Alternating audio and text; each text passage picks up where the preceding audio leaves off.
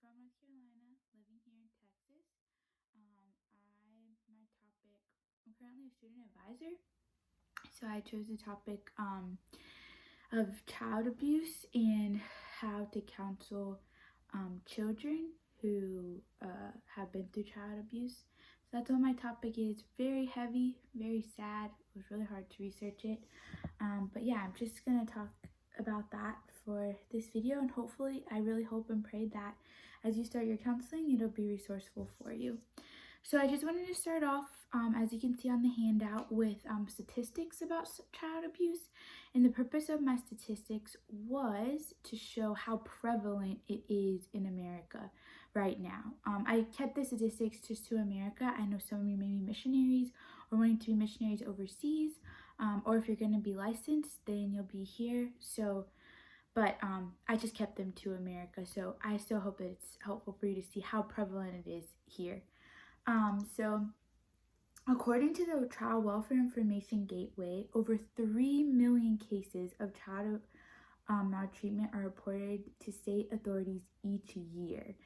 And in 2006 specifically, which was mind-blowing, that 3.3 million reports were made, and 56% were made by professionals, because as you can see in the next bullet, 80% of the maltreatment was from parents. So a lot of this is happening in the house, as you would suspect.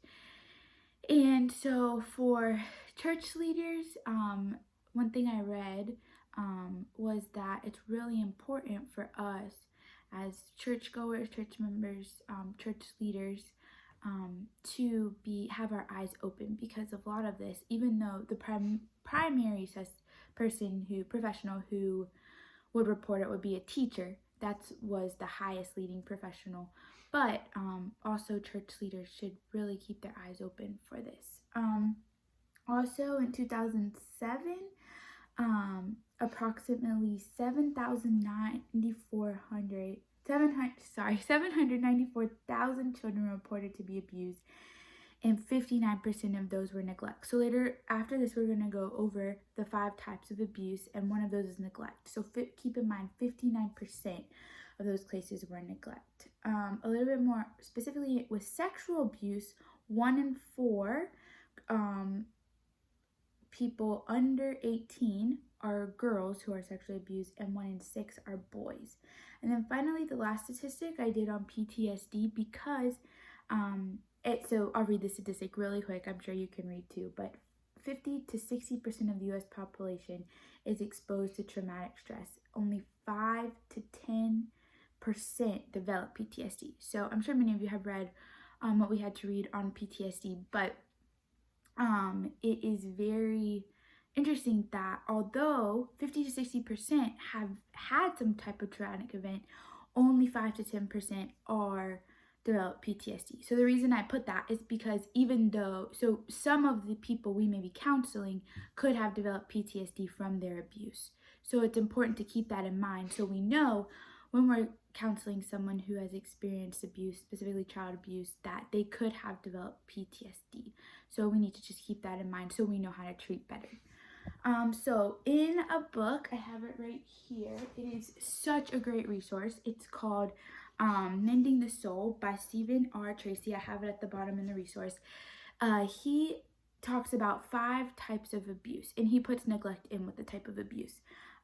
So first we'll have sexual abuse, and sexual abuse, in my description there, I wasn't really vivid, but he also does. And the reason that I did that is because he says that many times people will say only contact is a form of sexual abuse, but that is not true. As we can see, sexual abuse is the exploitation of a minor for the sexual gratification of another person through sexual contact or sexual interaction. Abusive sexual contact can be described on a descending continuum and includes intercourse, attempted intercourse, oral sex, genital contact, breast contact, intentional sexual touching of buttocks or thighs, simulated intercourse, touching of closed breasts, and sexual kissing.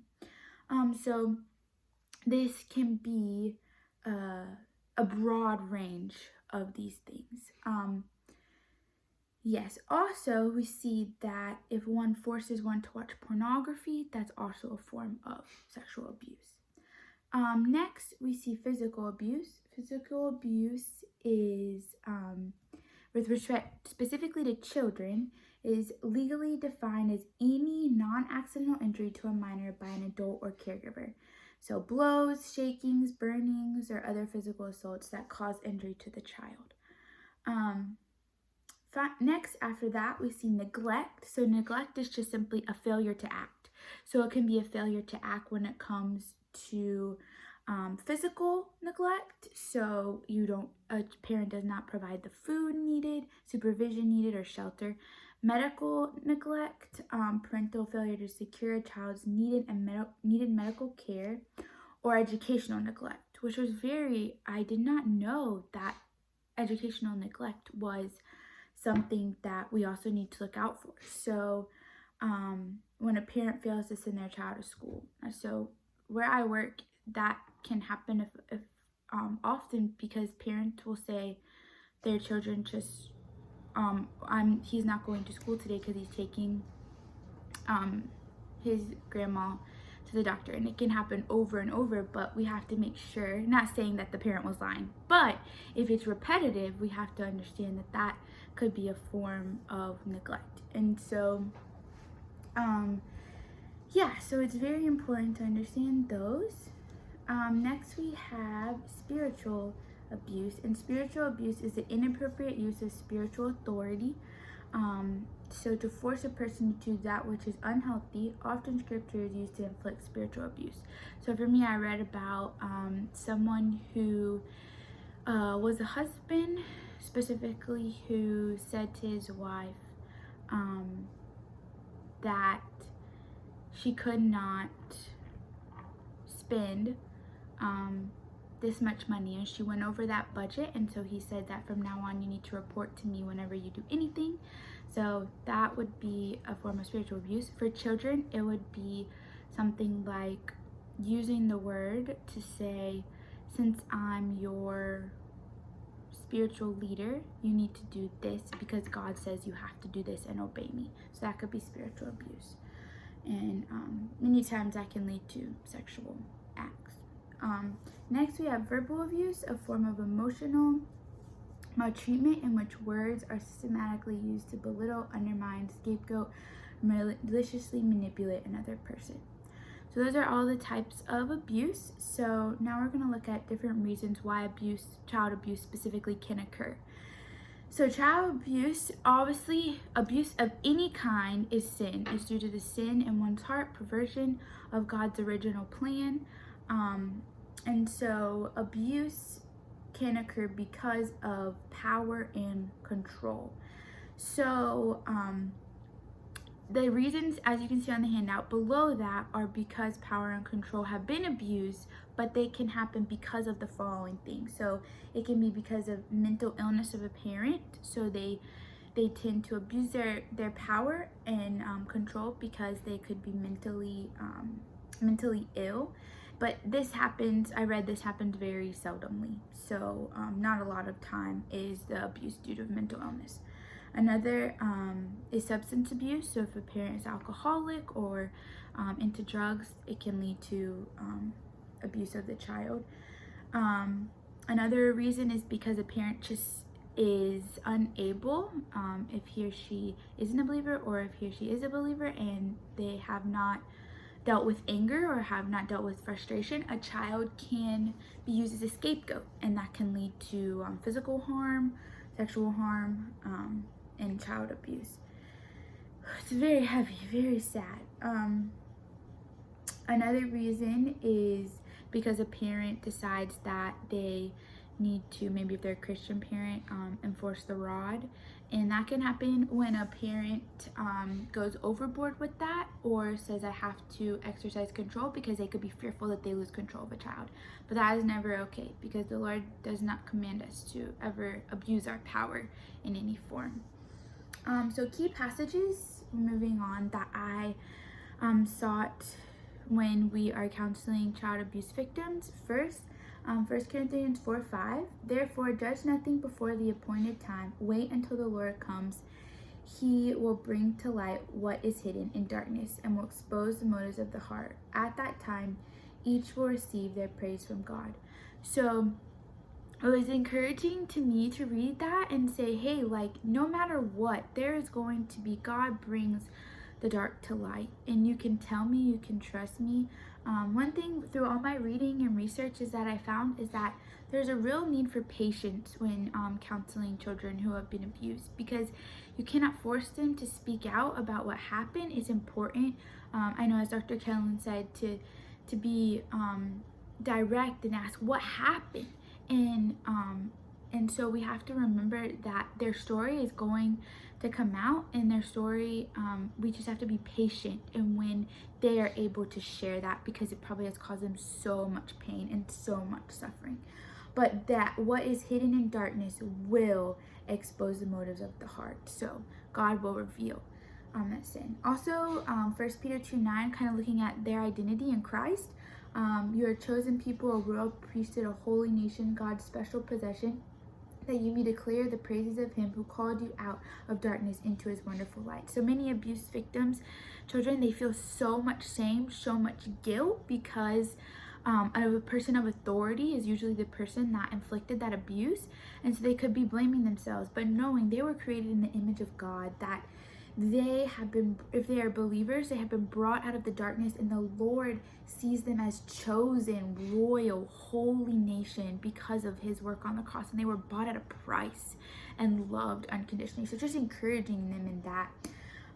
For us as counselors, I put Psalm 139, or I'm sorry, that's why I put Psalm 82:34. But Psalm 139, President, obviously this is something we all know, but just really encouraging that God knitted that child in his her mother's womb, and that he views them as fearfully and wonderfully made, and there was no mistake made when God created them and knit them. So it's just encouraging in them and that identity, because they probably are feeling so much shame, especially sexual abuse victims.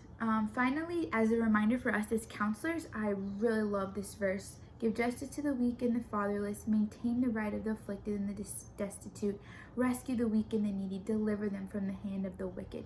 So it's our direct command from God that we are to help them be delivered from the wicked. So it's just an encouragement to us as counselors that this is God's command for us to do. Running low on time. So I just wanted this quote from Stephen R. Tracy from that book is so good, and when it comes to the biblical teaching of related to child abuse, he says, the unpleasant truth that abuse has profound, wildly irrational consequences. It tears the soul. The only way we can truly understand the effect of abuse is to clarify that it means to be good, human being, made in the image of God. To understand the devastating impact of abuse, we need to understand the manner in which abuse perverts the image of humans. So we as counselors need to know what it means.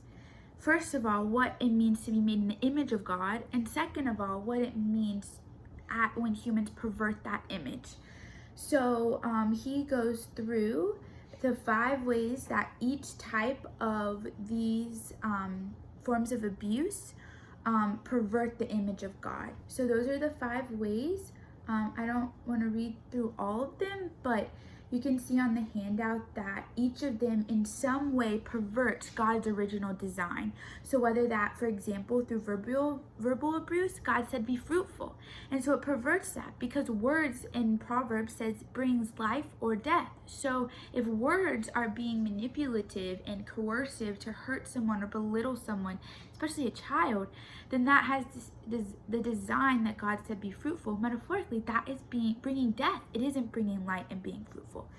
And so if we look at the bottom, I wrote, as counselors of those who are victims of child abuse, we are called to adjust our eyes to the Lord and bring our client to our suffering, care, and love. We are called to heap coals on the enemy's head by helping these beautiful clients rightly understand God's image.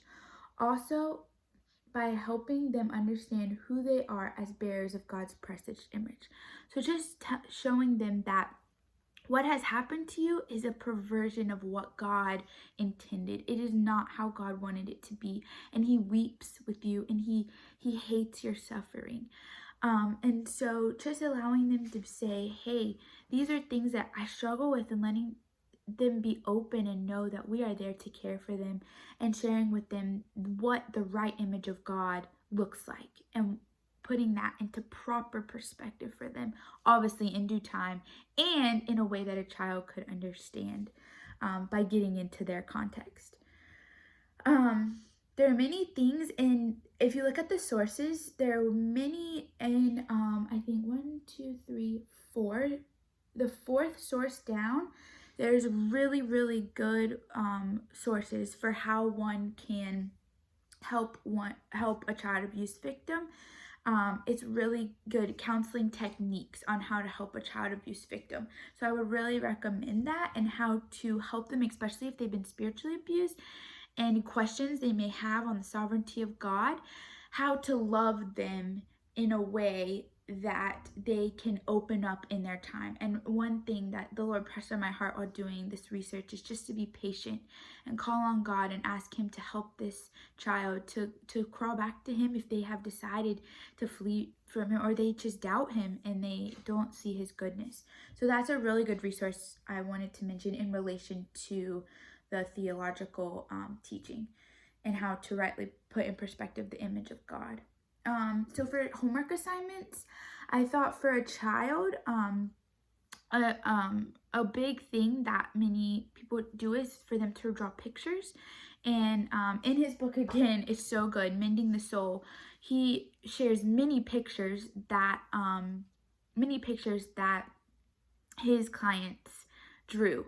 And the pictures just show what the client is feeling inside because of the abuse, and how they may not be able to voice it, but then the picture is able to just shows 1,000 words. So one child was feeling so much shame because of spiritual abuse, and so there was a picture that she drew of her facing away from the picture. And so it revealed to him that she had so much shame, she couldn't even draw her face because she couldn't look at her face, is what came out. So that's really good. Also for a teen, it may be good to ask them to go home and every day write one word about how they're feeling if they don't want to draw.